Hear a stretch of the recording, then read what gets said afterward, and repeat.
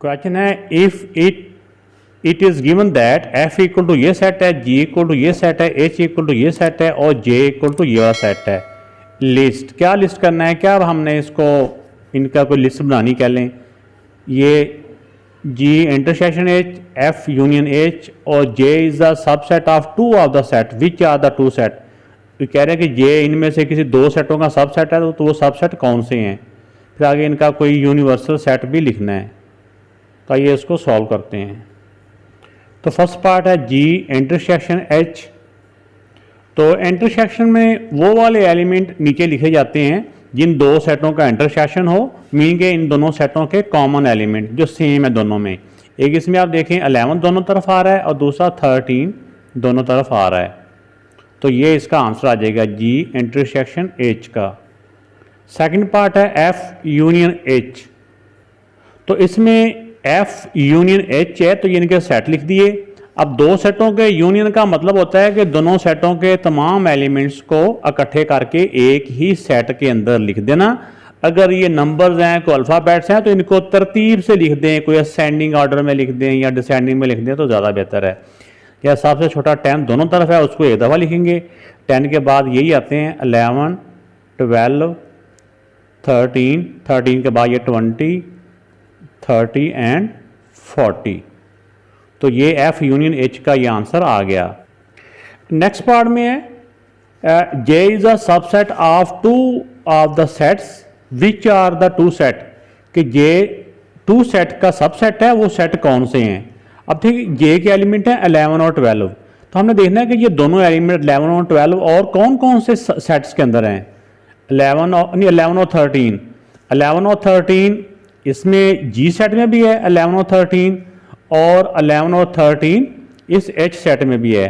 तो इसका मतलब हुआ है कि जो जे है ये जी और एच दो सेट का सबसेट है। तो इस तरह करके लिख देंगे J is a subset of G and H. तो क्योंकि जब ये क्वेश्चन हम सॉल्व कर रहे होंगे हमारे सामने इसके वो सेट लिखे होंगे तो दोबारा से इस पार्ट के लिए लिखने की ज़रूरत नहीं होगी।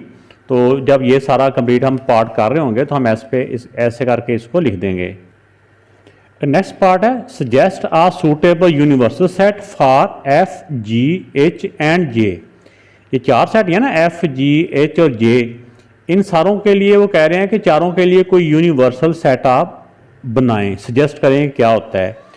यूनिवर्सल सेट जो होता है ना उसके अंदर इन तमाम सेटों के तमाम एलिमेंट मौजूद होते हैं। अगर हम इन चारों सेटों के तमाम एलिमेंट्स को एक सेट के अंदर इकट्ठे कर दें तो वो सेट इन सब का यूनिवर्सल सेट कहलाएगा।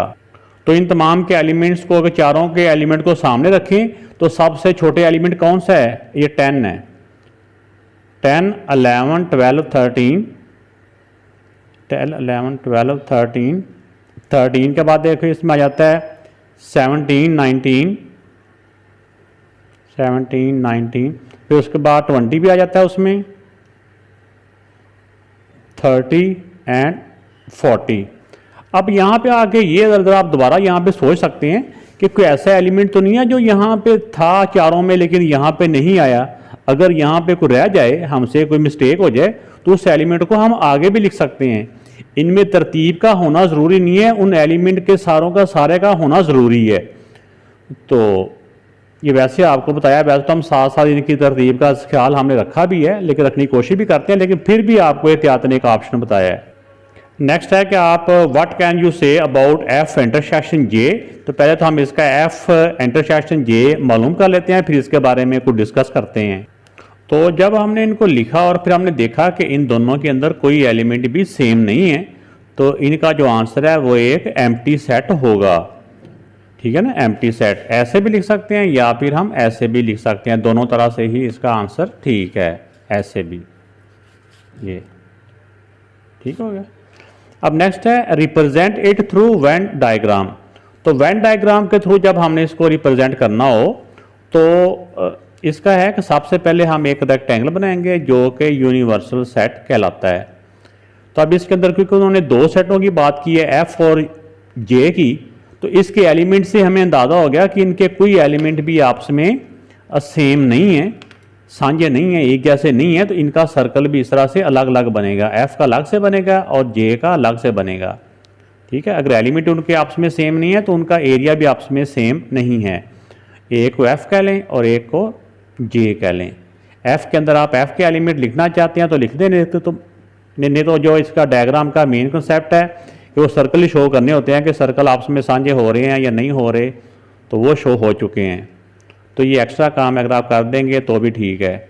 इसके अंदर लिख दें ये यूनिवर्सल सेट है, ऐसे भी लिख सकते हैं यूनिवर्सल सेट, और इस तरह कैपिटल यू के साथ भी यूनिवर्सल सेट होता है।